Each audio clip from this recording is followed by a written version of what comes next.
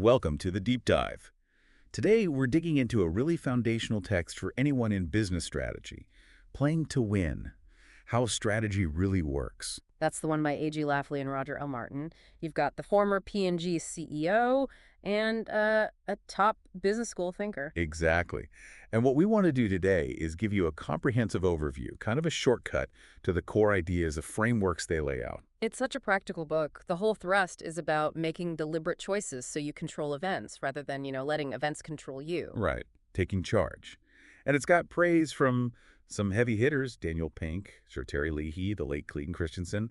They all point to its real-world value. Definitely. Useful stuff for leaders, for marketers, really anyone trying to compete effectively. So our plan is to walk through the main sections. Strategy is choice. What is winning, where to play, how to win, all the key parts. Sounds good? Let's dive in. Okay, so first up, one strategy is choice.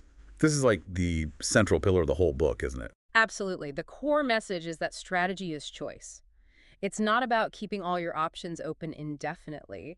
It's about making clear commitments. Which sounds simple, but they argue leaders often struggle with this. They get pulled into the day-to-day, the urgent stuff. Yeah, the tyranny of the urgent. It crowds out the important work of actually thinking strategically and making those tough calls.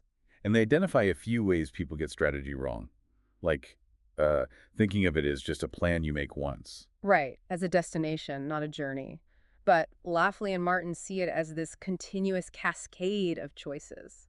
Another trap is confusing a big, grand vision with an actual strategy, like saying, we want to be the best, isn't enough, is it? Not at all. A vision is important, it sets the ambition, but it doesn't tell you how you'll get there, where you'll compete, how you'll actually win. It's like wanting to climb Everest but having no idea about the route or the gear needed. Precisely. And then there's that argument you sometimes hear, especially now, that the world changes too fast for long-term strategy. The whole emergent strategy idea. But they push back on that. They do. They point to companies like Apple, Google, Microsoft. These guys aren't just reacting, they're making strategic bets, often years in advance. They shape the game. So, to help structure these choices, they introduce this key framework, the strategic choice cascade. Yes, this is critical. 5 interconnected questions, really powerful. Okay, walk us through them. It starts with Winning aspiration. What's your ultimate ambition? What does winning look like for you? got it. Then, where to play. Which specific markets, channels, customer segments, product categories are you going to focus on? okay, ambition, then focus. What's next? How to win. This is about your competitive advantage. How will you create unique value in your chosen where to play? Right, your edge. Then you need the capabilities. What specific strengths and activities are required to bring that how to win to life? What do you need to be really good at? Makes sense. You need the tools for the job. And finally, management systems. What are the structures, processes, measures that support all the choices above and reinforce them? Wow, okay. So it's a full stack, really. Winning aspiration, where to play, how to win, capabilities, and management systems. And the key is they're interconnected. The answer to one question shapes and constrains the next. It flows downwards, like a cascade. And they argue you need to ask these questions at every level, right? Not just the corporate suite. Exactly. Every business unit, every function needs its own cascade that aligns with the overall strategy. Okay, let's move to the second big idea. 2, what is winning? They really hammer this point home, don't they? The need for a clear definition. They do, because without a compelling, specific definition of what winning means for you, your strategy will lack teeth. It's the difference between just showing up and aiming for the top spot. They contrast playing to play with playing to win.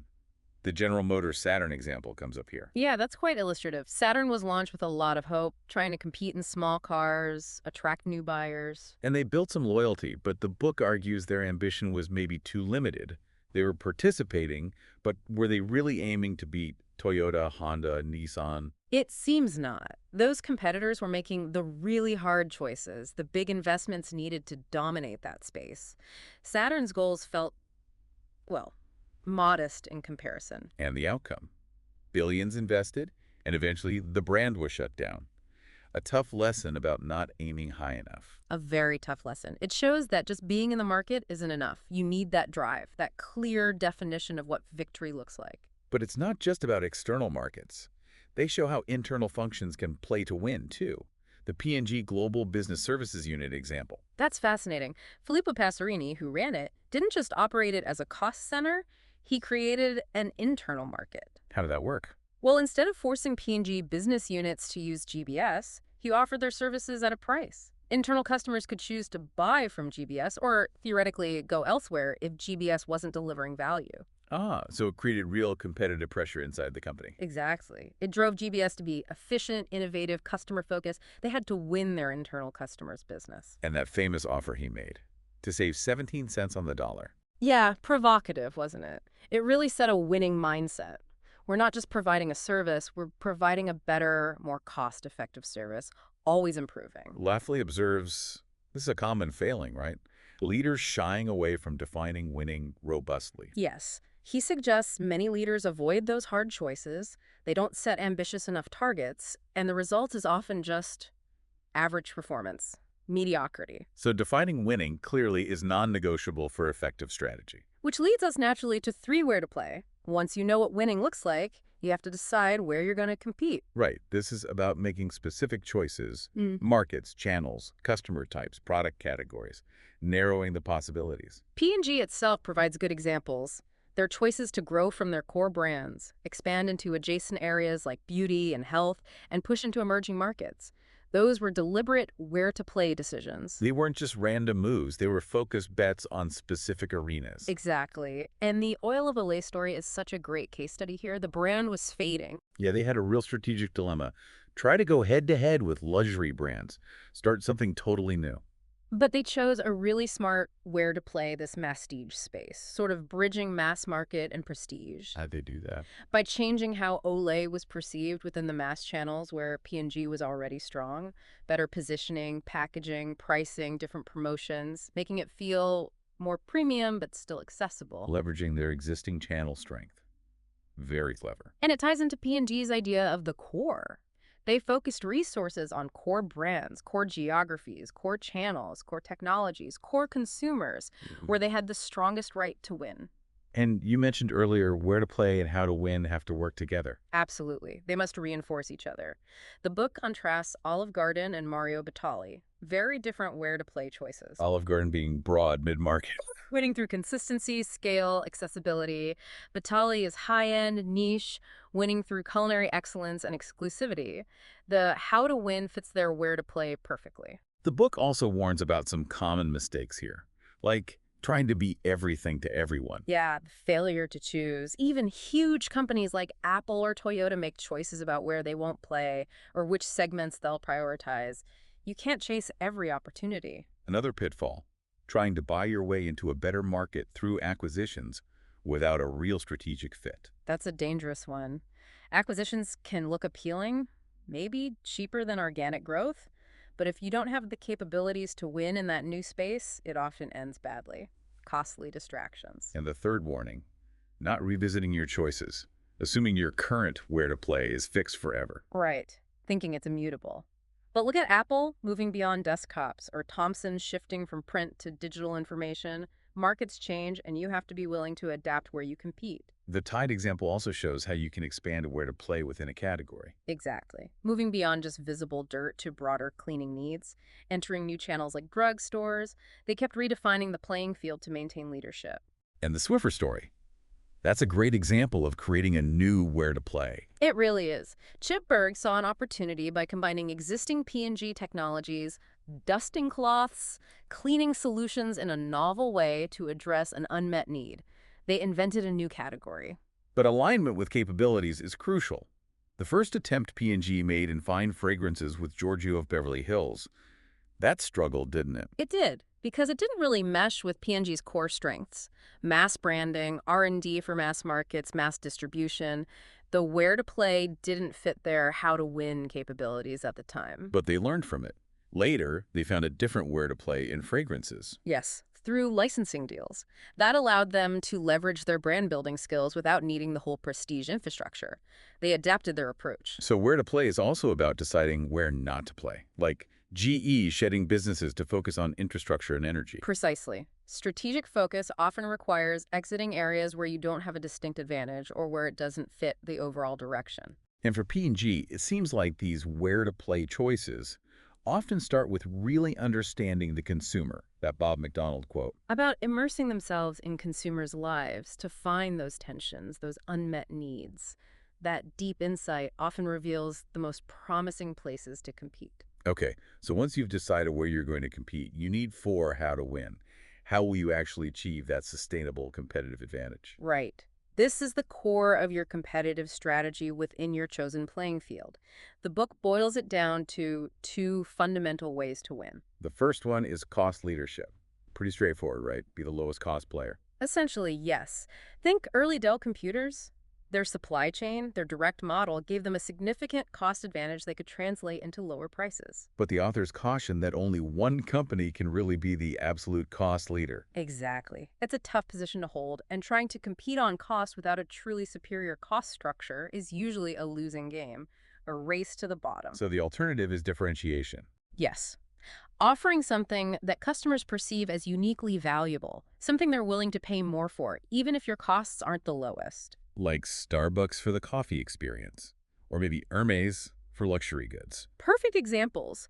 With differentiation, loyalty isn't just about price. It's about the connection between what your brand offers and what the customer truly values. It's about perceived distinctiveness. And again, the where to play and how to win need to sync up. The Febreze example illustrates this well. It does.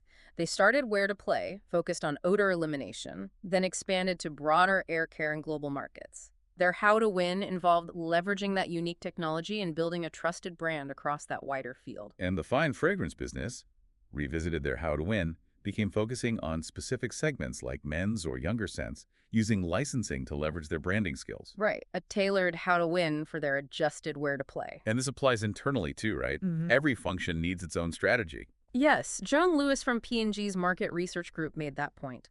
Each function needs to define where it will focus its efforts and how it will create unique value to support the overall company strategy. The Pampers versus Huggies battle is a classic how to win story in a tough market. Oh, definitely. Huggies came out with the shaped diaper, a clear differentiation move that really hurt Pampers initially. So P&G had to figure out how to win again. They did. It involved a lot of work, differentiating Pampers and their other brand, Love's. Eventually, Pampers became the premium, globally focused brand, and Love's was positioned more towards value.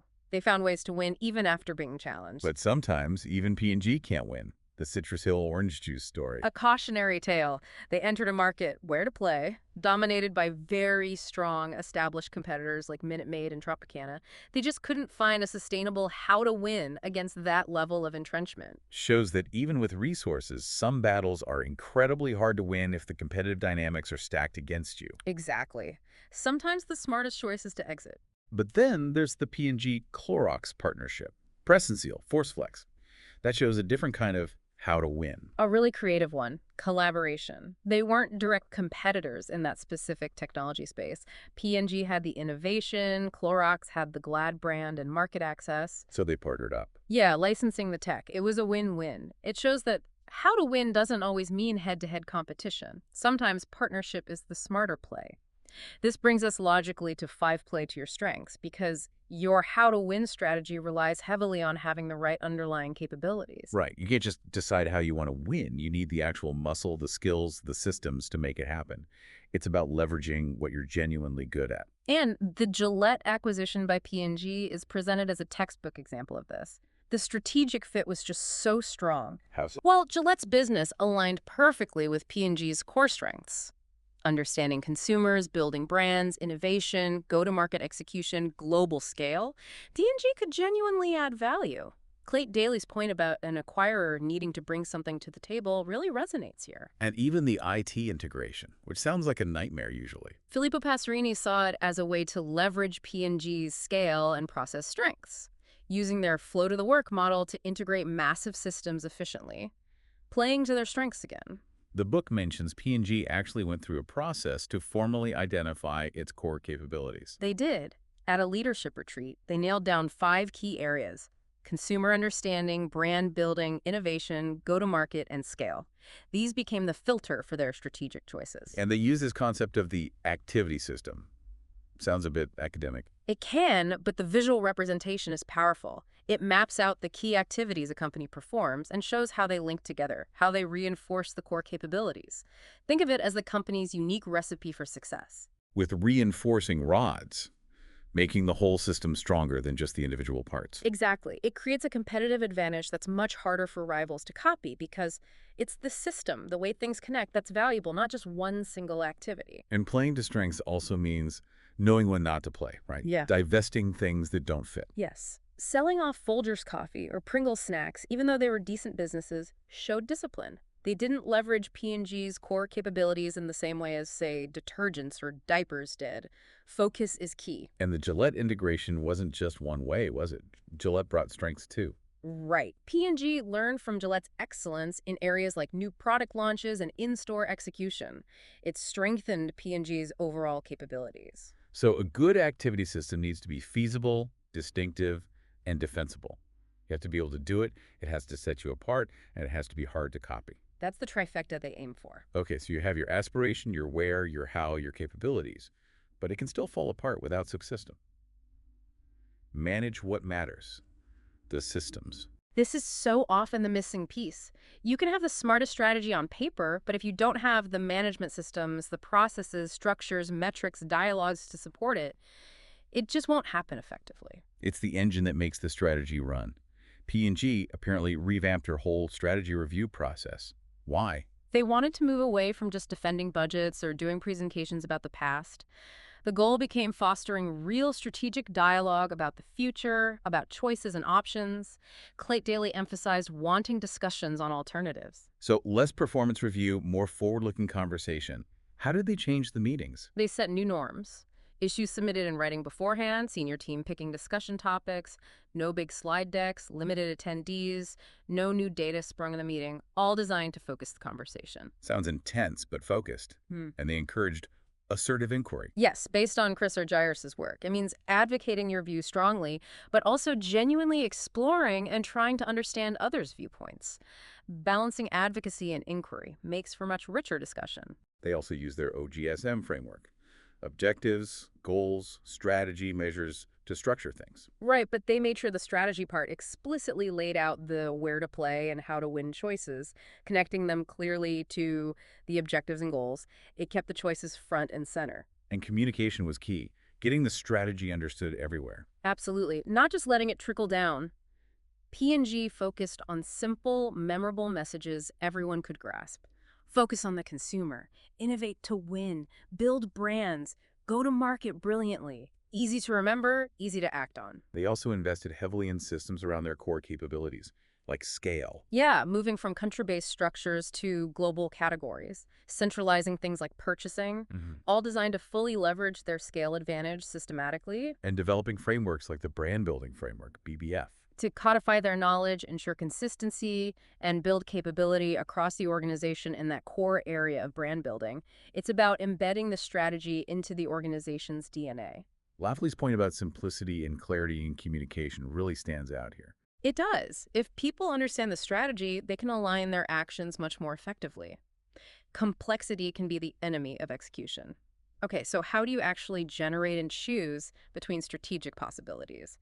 That's where 7 think-through strategy comes in. Right, because often there isn't just one obvious path. You need a way to analyze the options. They stress understanding the industry structure first. Critically important. The Crest example is telling. They were focused on cavities, but Colgate Total came along with a broader, healthy mouth positioning, changing the game. Crest had to fundamentally rethink the structure of the oral care market. So tools like Porter's 5 Forces can help here, analyzing industry attractiveness. Yes, understanding the competitive intensity, the power of buyers and suppliers, the threat of substitutes and new entrants, it helps map the landscape. And customer value analysis is another key piece, understanding what customers really want. Both channel customers like retailers and the end consumers. What do they value? What are the trade-offs they make? What's the full picture? And you can't just rely on surveys, right? They emphasize deeper understanding. Definitely. Observation, visiting people's homes, really immersing yourself to find those unspoken needs and frustrations. That's where the real insights often lie. Then you have to analyze the competition, not just who they are, but how they might react to your moves. Crucial. Thinking through potential competitive responses, the P&G Clorox deal, again, they likely considered how other players might react, or the Joy Dish soap example in the book, anticipating competitor moves. So they propose a kind of iterative framework for thinking it through. Yes. Analyze the industry and segments, then understand customer value, assess your relative capabilities and costs compared to rivals, and finally map the competitive landscape and anticipate reactions. But it's not strictly linear. You cycle back as you learn more. Roger Martin actually developed a program for P&G based on this, the ASM program. He did. And he mentions the challenge of just teaching tools versus helping managers integrate them into a holistic strategic thinking process. But ultimately, it empowered P&G folks to develop their own robust strategies. Which brings us to the final major process chapter, 8, shorten your odds. This is about making the actual choice, but doing it smartly. Right. It introduces a thinking backward approach to de-risk big strategic bets. It's a way to test assumptions before you commit fully. Okay, how does that work? Step 1. Frame the possibilities. Lay out a few distinct, mutually exclusive strategic options. Don't blend them. Got it. Separate paths.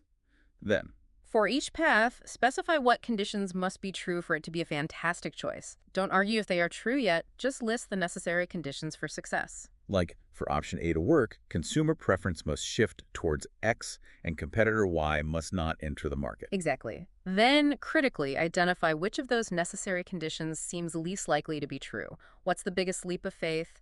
What's the potential showstopper? That's your barrier to choice. Focus on the weakest link. Precisely. And then you design and run specific, targeted tests to see if that barrier is real. Gather data, run experiments, whatever it takes to validate or invalidate that key assumption. And based on those test results, you make your choice. Yes. It's a structured way to confront uncertainty and base the decision on evidence, not just gut feel or hope. The P&G Beauty Team example, looking at 5 skincare options, illustrates this well. It does. They went through that process. Defining conditions for each, identifying the biggest hurdles, and presumably testing those hurdles before committing. The role of the skeptic is important here, isn't it? Someone to poke holes and challenge assumptions. Absolutely. You need people who will rigorously question the must-be-true conditions and help design tough, meaningful tests. Groupthink is dangerous here. And the book includes that warning story. The CEO who ignored analysis and bought a cheap, failing company. Yeah, a stark reminder of what happens when you bypass rigorous strategic thinking and rely on flawed logic or wishful thinking. Disaster. It also highlights the value of advisors and partners in the process, like Roger Martin himself, or internal finance and tech leaders. Getting diverse expert perspectives is crucial for making sound strategic choices. You need people to challenge you. So we've covered the core framework and processes. The final chapter is Conclusion, the Endless Pursuit of Winning. It kind of wraps things up. It does, and it offers 6 signs that you might actually have a winning strategy in place. Useful checklist. Okay, let's hear them. 1. A unique activity system that's hard to copy. 2. Passionate customers and, importantly, indifferent non-customers shows you've made clear choices. Right, you're not trying to please everyone. 3.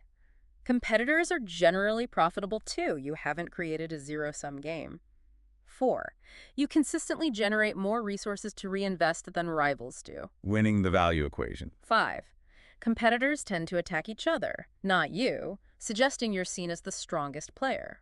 Interesting. And they also admit P&G hasn't always won, right? Oh, yeah, very candidly. They mention failures like Folgers, struggles in juice snacks, missed acquisition opportunities, new brands that flopped. It reinforces that strategy is hard and mistakes happen. And the big takeaway is that no strategy lasts forever. Exactly. The context changes. Competitors imitate. Customers evolve. Winning requires constant vigilance, continuous improvement, and updating your strategy. It's an endless pursuit. Always adapting. There's also a quick mention of microeconomics in the appendix. Just reinforcing the difference between competing in commodities, where you're a price taker, versus differentiated offerings, where you have more price-setting power. Yeah. Basic, but important underpinning. So, boiling it all down, playing to win is really about making those hard choices. Defining winning, deciding where to play and how to win, leveraging strengths, and building the systems to support it all. That's the essence of it. It's a disciplined, choice-driven approach to consistently aiming for leadership in your chosen field. Not a one-shot deal, but an ongoing cycle. It definitely makes you think. How well has we defined winning in our own work or organizations? And what bold choices might we need to make? That's the provocative thought, isn't it? If this has sparked ideas, the book itself obviously goes much deeper into all these concepts. Highly recommend it. Absolutely. Well, that wraps up our deep dive into playing to win. Fantastic insights. Glad we could explore it. Join us next time for another deep dive. Thanks for tuning in to The Deep Dive.